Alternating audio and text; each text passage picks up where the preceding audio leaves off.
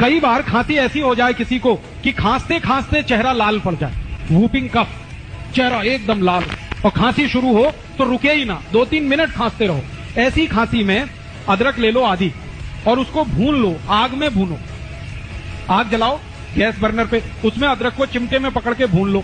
जब वो भुन गया तो उसको हल्दी में डाल दो, हल्दी पाउडर, पिसा हुआ हल्दी, तो हल्दी उसमें चिपक जाएगी और वो हल्दी चिपका हुआ अदरक जैसे ही मुंह में रखोगे 1 मिनट में खांसी बंद हो जाएगी, 1 ही मिनट।